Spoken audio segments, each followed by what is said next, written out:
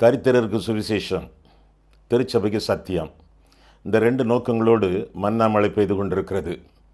சங்கீத புஸ்தகத்திலிருந்து இந்நாட்களிலே நாம் செய்திகளை படித்து தியானித்து வருகிறோம். இந்த செய்திகள் மகிமை டிவியிலே வெளியிடப்படுகின்றன. இந்த சங்கீத செய்திகள் எல்லாமே தொகுப்பாக யூடியூப்பில் காணப்படும். ஏதாவது ஒரு சங்கீதத்தை நீங்கள் விட்டுவிட்டால் யூடியூப்பில் நீங்கள் போய் பார்த்து அந்த சங்கீதத்தின் அறிவுரைகளை நீங்கள் கற்றுக்கொள்ளலாம். இந்த செய்திகளை கேட்ட பிறகு உங்களுடைய ஆலோசனைகள், ஜெப குறிப்புகள் இவற்றையெல்லாம் நீங்கள் எங்களுக்கு தெரியப்படுத்துவீர்கள் என்றால் உங்களுக்காக ஜெபிப்போம், ஆலோசனைகள் உங்களுக்கு வழங்குவோம். அது மட்டுமல்ல, வேதம் முழுவதற்கும் வேத தியான உரை எழுதியிருக்கிறோம். திருமறை தெளிவுரை என்ற தலைப்பிலே 66 புஸ்தகங்களுக்கும் விளக்க உரை எழுதியிருக்கிறோம். வேண்டியவர்கள் நீங்கள் என்னுடைய முகவரியிலே டெலிஃபோனிலே தொடர்பு கொண்டு நீங்கள் அவற்றை பெற்றுக்கொள்ளலாம். 8 வால்யூமில் 8 பாகங்களாக வேதம் முழுவதற்கு விளக்க உரை கொடுக்கப்பட்டிருக்கிறது. அவற்றை நீங்கள் பெற்று ஆசீர்வாதமாக இருக்கவும், உங்களுடைய ஒரு குடும்ப பொக்கிஷமாக அவற்றை கருதவும் உங்களை கேட்டுக்கொள்கிறேன். தொடர்ந்து இந்த செய்திகளை பாருங்கள். இந்த செய்திகளை, இந்த டிவி சேனலை மற்றவர்களுக்கு நீங்கள் அறிமுகப்படுத்துங்கள். ஆண்டவர் உங்களை ஆசீர்வதிப்பாராக. ஆமேன். மன்னா மழையில் நனைய மறுபடியும் உங்களை மகிழ்ச்சியுடன் வரவேற்கிறேன். சங்கீத புஸ்தகத்திலிருந்து இந்நாட்களிலே செய்திகளை நாம் படித்து தியானித்து வருகிறோம். சங்கீத புத்தகம் 150 சங்கீதங்களும் 5 பிரிவுகளாக பிரிக்கப்பட்டிருக்கின்றன. நியாயப்பிரமாணத்தின் ஆதியாகமம் முதல் உபாகமம் வரை 5 புத்தகங்கள் உண்டே. இந்த சங்கீத புத்தகத்தின் 5 பிரிவுகளும் நியாயப்பிரமாணத்தின் 5 பிரிவுகளுக்கு ஒத்தவையாக காணப்படுகின்றன. சங்கீதத்தின் முதலாவது பிரிவு 1ஆம் சங்கீதம் முதல் 41ஆம் சங்கீதம் வரை, 2வது பிரிவு 42ஆம் சங்கீதம் முதல் 72ஆம் சங்கீதம் வரை, 3வது பிரிவு 73ஆம் சங்கீதம் முதல் 89ஆம் சங்கீதம் வரை, 4வது பிரிவு 90ஆம் சங்கீதம் முதல் 106ஆம் சங்கீதம் வரை, கடைசி பிரிவு 107ஆம் சங்கீதம் முதல் 150ஆம் சங்கீதம் வரை. இதுவரை நாம் சிந்தித்த சங்கீதங்கள் 85. இன்றைய நாளிலே 86வது சங்கீதத்தை சிந்திக்க இருக்கிறோம். இது சங்கீத புத்தகத்தின் 3வது பிரிவிலே உள்ள ஒரு சங்கீதம். இந்த 3வது பிரிவிலே உள்ள தாவீதின் சங்கீதம் இந்த 86ஆம் சங்கீதம். இன்றைக்கு 86ஆம் சங்கீதம். வேத புத்தகத்தை நீங்கள் திறந்து வைத்துக் கொள்ளுங்கள். அப்படி என்றால் நாம் வேத வசனங்களை வாசிக்க நீங்கள் பின்தொடரலாம். அப்படி தொடர்வது உங்களுக்கு பிரயோஜனமாக இருக்கும். 81ஆம் சங்கீதம் சங்கீத புத்தகத்தின் 3ஆம் பிரிவில் உள்ள ஒரே சங்கீதம். அது தாவீதின் விண்ணப்பம் என்று அழைக்கப்படுவதாக 86ஆம் சங்கீதத்திலே நாம் பார்க்கிறோம்.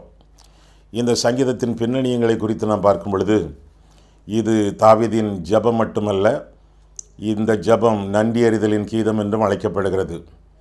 இந்த சங்கீதத்தின் ஆரம்பமும் முடிவும் ஆண்டவரை குறித்த நன்றியறிதலை குறித்து விளக்குகிறது.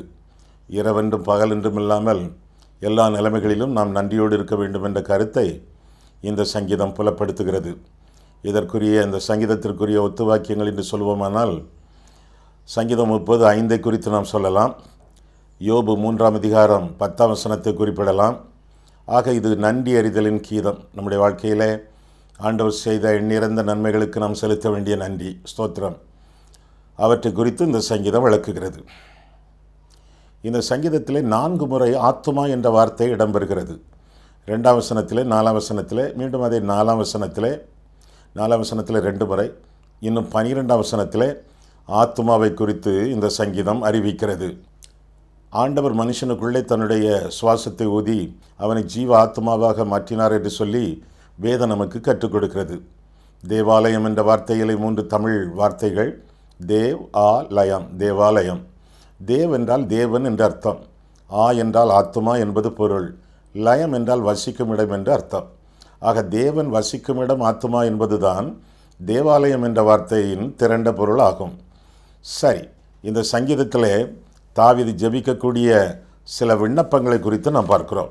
4 விண்ணப்பங்கள் எல்லாமே அவனுடைய ஆத்மா சார்ந்த விண்ணப்பங்களாக காணப்படுகின்றன.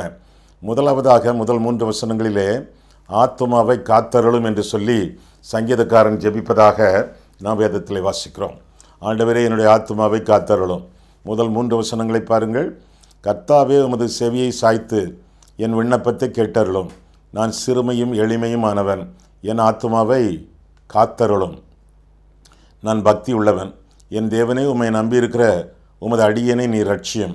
ஆண்டவரே, எனக்கு இரங்கும். நாடோறும் உம்மை நோக்கி கூப்பிடுகிறேன் என்று தொடர்ந்து தன்னுடைய சங்கீதத்தை எழுதுவதாக இந்த சங்கீதத்தில் நாம் பார்க்கிறோம். முதலாவதாக தாவீது ஏறெடுக்கக்கூடிய விண்ணப்பம், என் ஆத்துமாவை காத்தருளும். என் ஆத்துமா பரபரக்காமல் படபடக்காமல் அங்குமிங்கும் பாயாமல் உம்மை நோக்கி ஒருமுகப்பட்டு உம்மையை தியானிக்கத்தக்கதாக, உம்மையை நினைத்து கொண்டிருக்கத்தக்கதாக, உம்மையை சார்ந்து வாழத்தக்கதாக என்னுடைய ஆத்துமாவை காத்தருளும். எப்படி காத்தருளும் என்று சொல்லி சங்கீதக்காரன் சொல்லும் பொழுது, நமக்கு விளக்கி காட்டும் பொழுது 2வது வசனத்தில் ரட்சியம் என்று ஜெபிப்பதாக நாம் பார்க்கிறோம். ஆத்துமா ரட்சிக்கப்பட வேண்டும் என்பது அவனுடைய குறிக்கோளாகவும் அவனுடைய வேண்டுகோளாகவும் இருந்தது என்று சொல்லி இந்த சங்கீதம் நமக்கு அறிவிக்கிறது. உங்களுடைய ஆத்துமா ரட்சிக்கப்பட்டிருக்கிறதா? ரட்சிக்கப்பட்டவர்கள் தானே பரலோகத்திற்கு போவார்கள். ரட்சிக்கப்பட்டவர்கள் தானே பரலோகத்தில் நடப்பார்கள். எனவே இது ஒரு முக்கியமான விண்ணப்பமாக இந்த சங்கீதத்திலே கருதப்படுகிறது. ஆண்டவரே, என்னுடைய ஆத்துமாவை ரட்சியம். பாவத்தின் பிடியிலிருந்து, பாவத்தின் புழுதியிலிருந்து, பாவத்தின் சேற்றிலிருந்து, உளையான சேற்றிலிருந்து என்னை தூக்கி எடுத்து என் ஆத்துமாவை ரட்சியம் என்று சொல்லி சங்கீதக்காரன் இங்கே புலம்புவதாக நாம் வேதத்தில் வாசிக்கிறோம். பாவத்திலிருந்து நாம் விடுதலை பெற்று தேவனுக்கு சொந்தக்காரர்களாக மாறும் பொழுது ஆண்டவர் நம்மை ரட்சிக்கிறார் என்ற குறிப்பை நாம் வேதத்தில் வாசிக்கிறோம். நீங்கள் ரட்சிக்கப்பட்டிருக்கிறீர்களா? அப்படியானால் எப்படி? உங்களுடைய சாட்சியை நீங்கள் சொல்ல முடியுமா? வேதத்தில் வாசிக்கிறோம். எபேசியர் 2ஆம் அதிகாரம் 8ஆம் 9ஆம் வசனத்தில் நான் பார்க்கும் பொழுது, கிருபையினாலே விசுவாசத்தை கொண்டு ரட்சிக்கப்பட்டீர்கள். இது உங்களால் உண்டானதல்ல, இது தேவனுடைய ஈவு. ஒருவரும் பெருமை பாராட்டாதபடிக்கு இது கிரியைகளினால் உண்டானதல்ல என்று சொல்லி நாம் வாசிக்கிறோம். ஆக தேவனுடைய கிருபை ரட்சிப்பை வழங்குகிறது. ஆண்டவர் நமக்கு தந்த விசுவாசம் அந்த ரட்சிப்பை வாங்குகிறது. கிருபை வழங்குகிறது, விசுவாசம் வாங்குகிறது. கிருபையினாலே விசுவாசத்தை கொண்டு ரட்சிக்கப்பட்டீர்கள். ஆண்டவருடைய கிருபை இல்லாத இடத்திலே இலவசமாக அருளப்படக்கூடிய ஈவு கிருபை என்று சொல்லி நாம் அறிந்திருக்கிறோம். இல்லாத இடத்திலே, ஆண்டவரே நான் ஒன்றுமே இல்லை ஆண்டவரே என்று சொல்லும் பொழுது, இல்லாத இடத்திலே இலவசமாக அருளப்படக்கூடிய ஈவு கிருபை. ஆண்டவர் வலிய இந்த உலகத்தில் வந்து நமக்காக பாடுபட்டு ரத்தம் சிந்தி சிலுவையிலே நம்முடைய பாவங்களை எல்லாம் மன்னித்தார். நாம் பிறப்பதற்கு முன்பே கிறிஸ்து இந்த உலகத்தில் வந்து நமக்காக இறந்து நமக்கு வேண்டிய ரட்சிப்பை சம்பாதித்தார் என்று சொல்லி வேதத்திலே வாசிக்கிறோம். அந்த ரட்சிப்பை விசுவாசத்தோடு வாழ்க்கையிலே நாம் பெற்றுக்கொள்கிறோம். எல்லாரும் பாவங்கள் மன்னிக்கப்பட்டவர்கள், ஆனால் எல்லாரும் அந்த மன்னிப்பை பெற்றவர்கள் அல்லர். இன்னும் சிலுவையிலே அந்த ரட்சிப்பு, அந்த பாவ மன்னிப்பு காத்துக்கொண்டே இருக்கிறது. ஆண்டவர் அருளிய மன்னிப்பு எல்லாருக்கும் பொதுவானது, எல்லாருக்கும் பொருந்தாது. யாருக்கு பொருந்தும்? 2 கள்ளர்கள் ஆண்டவரோடு கூட சிலுவையில் அறையப்பட்டார்களே, ஒருவனுக்கு பொருந்தியது, அடுத்தவனுக்கு பொருந்தவில்லை. ஏன் பொருந்தவில்லை? மனம் திரும்பவில்லை. மனம் திரும்பவில்லை.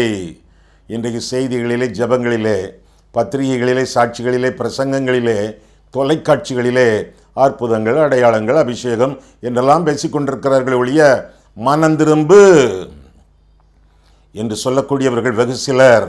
மனம் திரும்பாவிட்டால் ரட்சிப்பு இல்லை.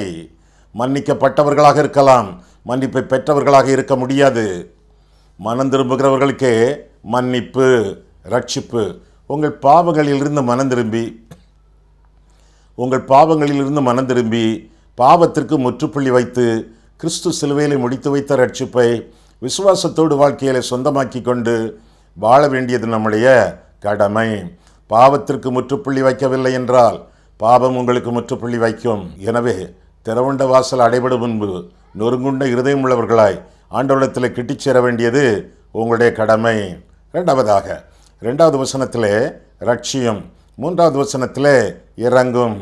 ஆண்டவரே எனக்கு இரக்கம் செய்யும் என்று சொல்லி சங்கீதக்காரன் ஆண்டவரிடத்தில் வேண்டுகோள் விடுப்பதாக இந்த பகுதிகளை நான் வாசிக்கிறோம்.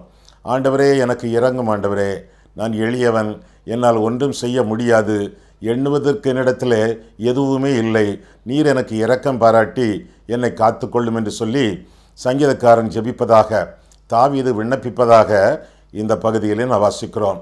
ஆண்டவருடைய இரக்கங்கள், அவருடைய கிருபை எல்லாமே காலைதோறும் புதியவை என்று சொல்லி வேதத்திலே வாசிக்கிறோம். ஒவ்வொரு நாளும் அவருடைய இரக்கங்களினாலும் கிருபையினாலும் ஆண்டவர் முடிசூட்ட ஆயத்தமாக இருக்கிறார்.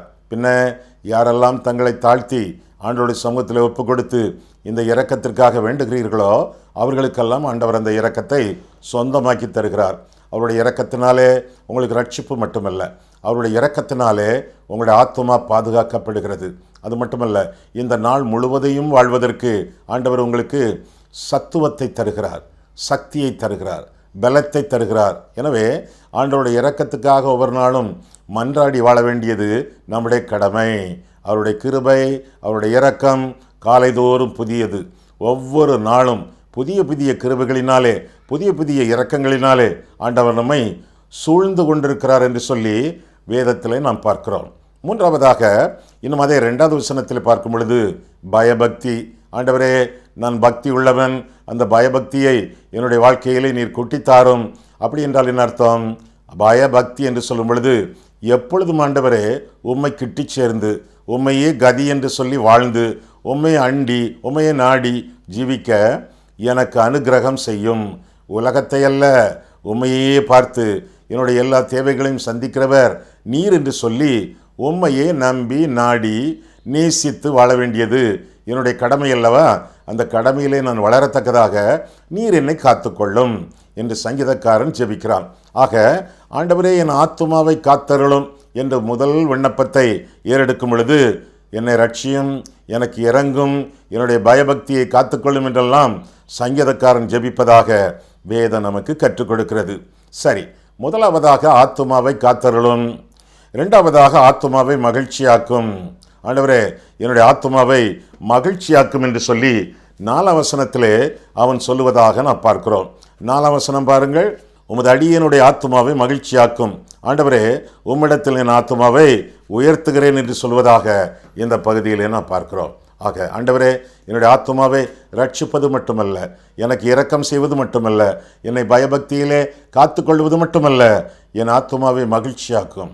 எப்பொழுதும் கர்த்தருக்குள் நான் சந்தோஷமாக இருக்க எனக்கு உதவி செய்யும் என்று சொல்லி ஆண்டவரிடத்திலே தன்னுடைய விண்ணப்பத்தை மீண்டுமாக ஏறெடுப்பதாக பார்க்கிறோம். நம்முடைய ஆத்துமா மகிழ்ச்சி அடைவது எப்படி? எப்பொழுதும் சந்தோஷமாக இருங்கள் என்பது பவுலின் ஆலோசனை மட்டுமல்ல, ஆவியானவருடைய கட்டளை ஆயிற்றே. எப்பொழுதும் சந்தோஷமாக ஜீவிப்பது எப்படி? மன்னிப்பு. என்னை என் ஆனந்தம், என்னை என் ஆனந்தம் சொல்லக்கூடாதே. மன்னன் கிறிஸ்து என் பாவங்களை எல்லாம் மன்னித்து விட்டாரே. என்ன என் ஆனந்தம்? அந்த ஆனந்தத்திற்கு அடிப்படை என்ன? மன்னிப்பு. மீண்டும் மன்னிப்பை பெற்றவர்களாக இந்த உலகத்தில் நான் வாழும் பொழுது நாம் மகிழ்ச்சி அடைகிறோம், நிச்சயமாக மகிழ்ச்சி அடைகிறோம். மற்றவர்களுக்கும் அந்த மகிழ்ச்சியை கொடுக்கிறோம். அந்த மனம் திரும்பாத இளைய குமாரன் மனம் திரும்பின பொழுது எத்தனை பேருக்கு சந்தோஷம்? வீட்டாருக்கு சந்தோஷம், வேலைக்காரர்களுக்கு சந்தோஷம், தகப்பனுக்கு சந்தோஷம், தூதர்களுக்கு சந்தோஷம், தேவனுக்கு சந்தோஷம், பரலோகம் முழுவதும் மிகுந்த மகிழ்ச்சி, அவனுக்கும் எல்லையில்லா ஆனந்தம். மனம் திரும்புகிறவர்கள், மன்னிப்பை பெற்றவர்கள், இவர்களுக்கெல்லாம் சந்தோஷம் உண்டு. அது நித்திய பேரின்பமாக விளங்கும் என்று சொல்லி வேதம் நமக்கு கற்றுக் கொடுக்கிறது. ஆக முதலாவதாக மன்னிப்பு, மன்னிப்பினாலே மகிழ்ச்சி. 2வதாக மிகுந்த கிருபை. ஆண்டவருடைய மிகுந்த கிருபை நம்மை மகிழ்ச்சியாக்கும், நம்முடைய ஆத்துமாவை மகிழ்ச்சிப்படுத்தும் என்று சொல்லி வேதத்திலே வாசிக்கிறோம். வாழ்க்கையிலே எல்லாமே கிருபை. ஆண்டவருடைய கிருபை நமக்கு அருளப்படுவதற்கு நம்மிடத்தில் என்ன தகுதி உண்டு? ஒரு தகுதியும் கிடையாது, ஒரு தகுதியும் கிடையாது. ஆண்டவரே, நான் பாவியான மனுஷன் என்று சொல்லி ஆண்டவரிடத்தில் வந்த அந்த ஆயக்காரனுக்கு ஆண்டவர் சொன்னார், அவனல்ல இவனே நீதிமானாக்கப்பட்டு திரும்பி சென்றான் என்று சொல்லி வேதத்திலே வாசிக்கிறோம். கிருபையை வாஞ்சித்த மனுஷன், அவனுக்கு கிருபை அருளப்பட்டது என்று சொல்லி வேதம் லூக்கா 17ஆம் அதிகாரத்திலே கற்றுக் கொடுக்கிறது. அந்த ஆயக்காரன் பரிசேயன் ஜெபம் அடிக்கடி நீங்கள் வாசித்திருப்பீர்களே, செய்திகளை எல்லாம் நீங்கள் கேட்டிருப்பீர்களே. மிகுந்த கிருபையை பெற்றவன் மகிழ்ச்சியோடு திரும்பி சென்றான். நம்முடைய வாழ்க்கையிலே கூட கிருபை இலவசமாக கொடுக்கப்படுவது மிகுந்த கிருபை. அது எப்போ? தாழ்மை உள்ளவர்களுக்கு தம்முடைய கிருபையை அளிக்கிறார். எவ்வளவு தூரம் நம்மை தாழ்த்தி வாழ்கிறோமோ, அந்த ஆயக்காரன் அப்படித்தானே. ஆலயத்திற்குள் போவதற்கே தனக்கு அருகதை இல்லை என்று அறிந்து தூரத்தில் நின்று தன்னுடைய கண்களை ஏறெடுத்து பார்க்க துணியாமல் மார்பிலை அடித்து கொண்டு, எப்போ மார்பிலை அடிப்பாங்க? அருமையானவர்கள், வீட்டில் உள்ள உற்றார் யாராவது ஒருவர் இறந்து போனால் மார்பிலை அடித்து கொண்டு அழுவார்கள். இந்த மனுஷன் மார்பிலை அடித்து கொண்டு ஜெபித்தான் என்று சொல்லி நாம் வேதத்தில் வாசிக்கிறோம். மிகுந்த கிருபை வேண்டுமென்றால் மிகுந்த தாழ்மை வேண்டும். தாழ்மையோடு இந்த உலகத்தில் நாம் வாழும் பொழுது தேவ கிருபையை மென்மேலும் நாம் தரித்துக் கொள்கிறோம் என்று சொல்லி வேதம் நமக்கு கற்றுக் கொடுக்கிறது. ஆக முதலாவதாக மன்னிப்பு, இரண்டாவதாக மிகுந்த கிருபை, மூன்றாவதாக மறு உத்தரவு. ஆண்டவர் பதில் கொடுக்கிறார். ஜெபங்களுக்கு, விண்ணப்பங்களுக்கு ஆண்டவர் பதில் அளிக்கிறார் என்று சொல்லி வேதம் கற்றுக் கொடுக்கிறது. ஆண்டவருடைய பதில்களை பார்க்கும் பொழுது, அவருடைய உத்தரவுகளை எல்லாம் உணரும்போது நம்முடைய ஆத்துமா மகிழ்ச்சி அடைகிறது. ஆண்டவர் தரக்கூடிய பதில்கள், ஆண்டவர் நமக்கு தரக்கூடிய விடைகள், விமோசனங்கள், விடுதலைகள், இவற்றையெல்லாம் பார்க்கும் பொழுது நமக்கு சந்தோஷம். ஆண்டவர் அப்படிப்பட்டவர். அவர் விடுதலை நாயகர், வெற்றியை தரக்கூடியவர். சத்தியம் உங்களை விடுதலையாக்கும் என்று சொல்லி வேதத்திலே வாசிக்கிறோம். சத்தியம் என்ற வார்த்தைக்கு 3 அர்த்தங்கள். ஒன்று, நானே வழியும் சத்தியமும் என்று ஆண்டவர் சொன்னார். இயேசு கிறிஸ்துவே சத்தியம். இரண்டாவதாக சத்திய வேதம் என்று சொல்லி வேதத்தில் வாசிக்கிறோம். ஆண்டவருடைய பரிசுத்த வேதாகமம், அதை வாஞ்சித்து வாசித்து வாழும் பொழுது அது நம்முடைய வாழ்க்கையிலே சத்தியமாக நிலை கொண்டு நமக்கு ஆசீர்வாதத்தையும் ஆனந்தத்தையும் அருள் செய்கிறது. மூன்றாவதாக சத்திய ஆவியானவர் என்று சொல்லி வேதம் நமக்கு கற்றுக் கொடுக்கிறது. சத்திய ஆவியானவர் அவருடைய ஆளுகைக்கு நம்முடைய வாழ்க்கையை அர்ப்பணித்து அனுதினமும் வாழும் பொழுது நமக்கு வாழ்க்கையிலே மகிழ்ச்சி உண்டாகும். ஆக மறு உத்தரவு அருளி செய்யக்கூடிய தெய்வம், உடனுக்குடன் பதில் சொல்லக்கூடிய தெய்வம், அவ்வப்போது ஆண்டவர் நமக்கு பதிலளிக்கக்கூடிய கர்த்தர். ஒன்று உடனடியாக பதிலளிப்பார், அல்லது படிப்படியாக பதிலளிப்பார், அல்லது அவருக்கு சித்தமான வேளையிலே பதிலளிப்பார். எப்படியும் பதிலளிப்பார். பதிலளிக்கக்கூடிய தெய்வம் நம்முடைய தெய்வம் என்று சொல்லி வேதம் நமக்கு கற்றுக் கொடுக்கிறது. எந்த ஜெபத்திற்கும் ஆண்டவர் பதிலளிக்கக்கூடியவர். எந்த ஒரு ஜெபத்தையும் அல்ல தட்ட மாட்டார். என்னிடத்தில் வருகிறவனை நான் புறம்பே தள்ளுவதில்லை என்று சொல்லி ஆண்டவர் திருவுளம் பற்றி இருக்கிறார். கேளுங்கள், அப்பொழுது உங்களுக்கு கொடுக்கப்படும். கேட்கிறவன் எவனும் பெற்றுக்கொள்கிறான். என் நாமத்தினாலே நீங்கள் எதை கேட்டாலும் குமாரனிலே பிதா மகிமைப்படும்படியாக நான் அவைகளை செய்வேன் என்று சொன்னவர் ஆண்டவராகிய இயேசு கிறிஸ்து. மறு உத்தரவு அருளக்கூடியவர். நான்காவதாக, முதலாவதாக மன்னிப்பு, இரண்டாவதாக மிகுந்த கிருபை, மூன்றாவதாக மறு உத்தரவு, நான்காவதாக மகத்துவமான காரியங்கள். ஆண்டவர் செய்யக்கூடிய மகத்துவமான காரியங்கள் நமக்கு மகிழ்ச்சியை கொண்டு வரும் என்று சொல்லி வேதம் நமக்கு கற்றுக் கொடுக்கிறது. அற்புதங்கள், அடையாளங்கள், அதிசயங்கள், ஆண்டவர் செய்யக்கூடிய மகத்துவமான காரியங்கள் என்று சொல்லி 8ஆம் வசனம் முதல் 10ஆம் வசனம் வரையிலே நாம் படிக்கிறோம். 8ஆம் வசனம் முதல் 8ஆம் வசனம் பாருங்கள். ஆண்டவரே, தேவர்களுக்குள்ளே உமக்கு நிகருமில்லை, உம்முடைய கிரியைகளுக்கு ஒப்புமில்லை. ஆண்டவரே, நீர் உண்டாக்கிய எல்லா ஜாதிகளும் வந்து உமக்கு முன்பாக பணிந்து உமது நாமத்தை மகிமைப்படுத்துவார்கள். தேவரீர் மகத்துவம் உள்ளவரும் அதிசயங்களை செய்கிறவருமாய் இருக்கிறீர். நீர் ஒருவரே தேவன் என்று சொல்லி இந்த சங்கீதத்திலே நான் வாசிக்கிறோம். மகத்துவமான காரியங்களை, அற்புதங்களை, அதிசயங்களை, அடையாளங்களை கர்த்தர் செய்வதனாலே நம்முடைய ஆத்துமா மகிழ்ச்சி அடைகிறது. கொள்ளை மகிழ்ச்சி ஆத்துமாவுக்கு. காரணம், கர்த்தர் பெரிய காரியங்களை செய்கிறவர், உங்களுக்கு செய்கிறவர், நிச்சயமாக செய்கிறவர். எனக்கு செய்வாரா ஆண்டவர்? சில காரியங்களுக்காக போராடி ஜெபித்து வருகிறேனே, இன்னும் ஒன்று நடக்கவில்லையே. நடக்கும், நடக்கும்.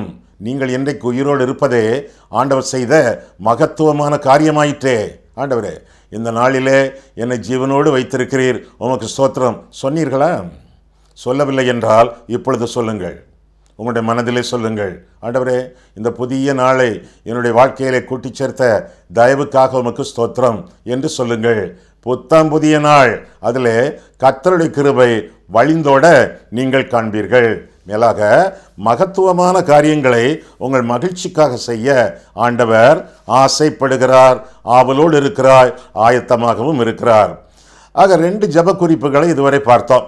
முதலாவதாக ஆத்துமாவை காத்தருளும், இரண்டாவதாக ஆத்துமாவை மகிழ்ச்சியாக்கும், மூன்றாவதாக ஆத்துமாவை உயர்த்துகிறேன் என்று சொல்லியும் சங்கீதக்காரன் சொல்லுவதாக 4ஆம் வசனத்திலும் 11ஆம் 12ஆம் வசனங்களிலும் நாம் பார்க்கிறோம். 4ஆம் வசனத்தை பார்ப்போம். சற்று முன்புதான் பார்த்தோம். 4ஆம் வசனம், உமது அடியேனுடைய ஆத்துமாவை மகிழ்ச்சியாக்கும். ஆண்டவரே உம்மிடத்தில் என் ஆத்துமாவை உயர்த்துகிறேன் என்று சொல்வதாக இந்த பகுதியிலே நாம் காண்கிறோம். தொடர்ந்து நாம் வாசிக்கும் பொழுது 11ஆம் வசனத்திலே, கர்த்தாவே உமது வழி எனக்கு போதியும், நான் உமது சத்தியத்தில் நடப்பேன், நான் உமது நாமத்திற்கு பயந்திருக்கும்படி என் இருதயத்தை ஒருமுகப்படுத்தும்.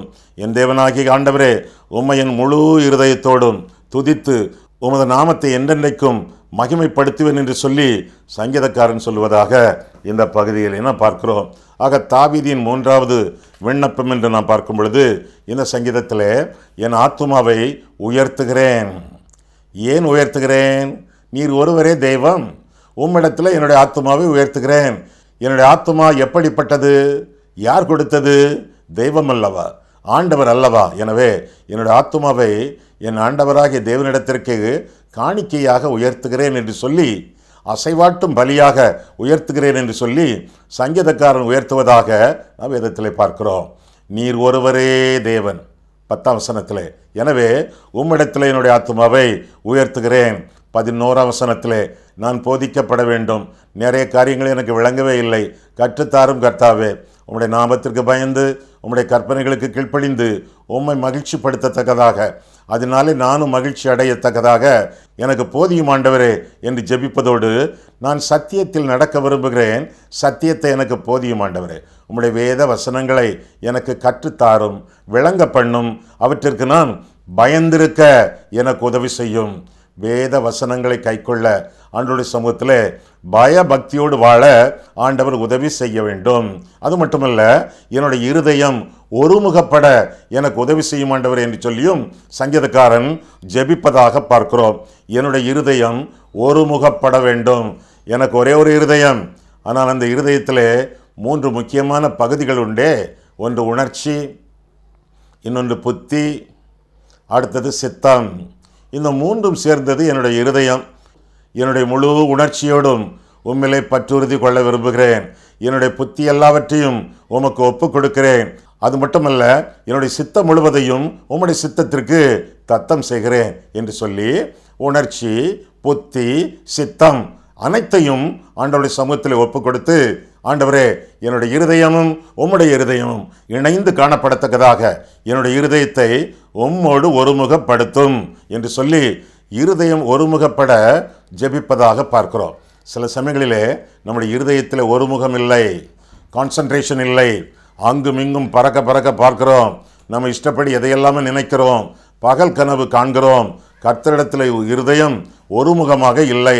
எனவே ஒருமுகமாக வாழத்தக்கதாக கர்த்தரிடத்தில் நம்முடைய ஆத்துமாவை, இருதயத்தை ஒருமுகப்படுத்தி வாழத்தக்கதாக ஆண்டவருடைய சமூகத்திலே நம்முடைய ஜீவியத்தை ஒப்பு கொடுக்க வேண்டும். அது மட்டுமல்ல, 12ஆம் வசனத்தில் நாம் பார்க்கும் பொழுது, முழு இருதயத்தோடும் துதிக்க, முழு இருதயத்தோடு உம்மை துதிக்க என் ஆத்துமாவை உம்மிடத்திலே நான் உயர்த்துகிறேன் என்று சொல்லியும் தாவீது விண்ணப்பம் பண்ணுகிறான். ஆண்டவரே என்னுடைய இருதயம் அங்கும் இங்கும் அலைபாயாமல், பல இடங்களிலே பல காரியங்களை மனதிலே யோசித்து கொண்டிருக்காமல், கர்த்தாவே முழு இருதயமும் உம்மிலே ஃபோக்கஸாக, உம்மிலேயே ஒருமுகப்பட நான் என்னுடைய இருதயத்தை, என் ஆத்துமாவை உயர்த்துகிறேன் என்று சொல்லி ஜெபிக்கிறான். அது மட்டுமல்ல, உம்முடைய நாமத்தை மகிமைப்படுத்தவும் என்னுடைய இருதயத்தை, ஆத்துமாவை உயர்த்துகிறேன் என்று சொல்லி 9ஆம் 12ஆம் வசனங்களிலே நாம் தொடர்ந்து வாசிக்கிறோம்.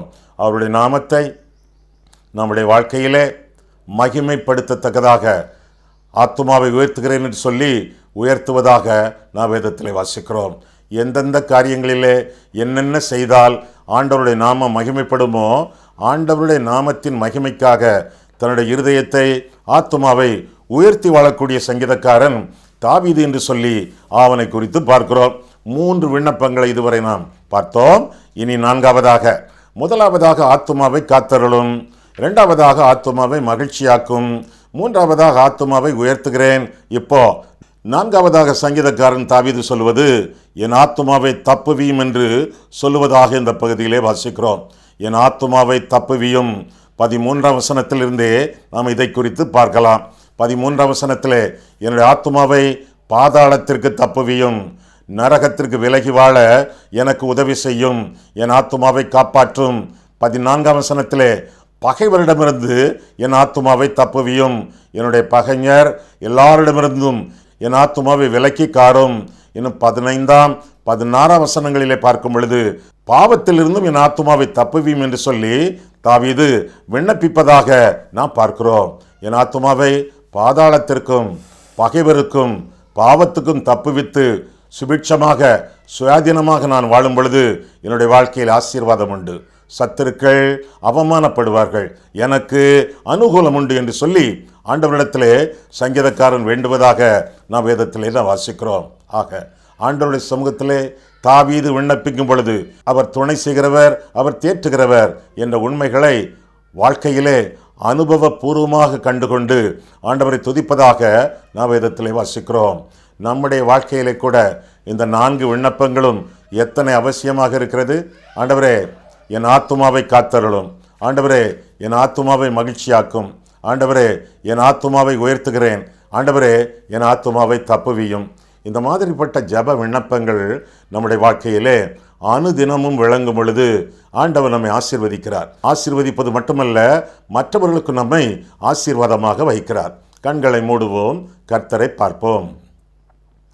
அன்புள்ள ஆண்டவரே, உம்முடைய வசனங்களை ஆராயவும் எங்கள் வாழ்க்கையை ஆராயவும் உம்முடைய சமூகத்திலே எங்களை கொண்டு வந்தீர். அதற்காக ஸ்தோத்திர சுவாமி. எங்களுடைய ஆத்துமா எவ்வளவு முக்கியமானது. எங்களுடைய ஆத்துமாவே கர்த்தர் சிரத்தையோடு படைத்தீரே ஆண்டவரே. எங்கள் ஆத்துமா மகிழ்ச்சியாகவும் ஆண்டவருக்கு மகிமை கொண்டு வருவதாகவும் இருக்கும் பொழுது உமக்குத்தான் எத்தனை மகிழ்ச்சி கர்த்தாவே. எனவே எங்களுடைய ஆத்துமாவை காத்து, எங்களுடைய ஆத்துமாவை மன்னித்து, எங்களுடைய ஆத்துமாவை பரிசுத்தப்படுத்தி, எங்கள் ஆத்துமா வேண்டும் காரியங்களை உங்களுடைய சித்தப்படி நிறைவேற்றி நாங்கள் வாழும் பொழுது எங்களுக்கு ஆசீர்வாதம் உண்டு ஆண்டவரே.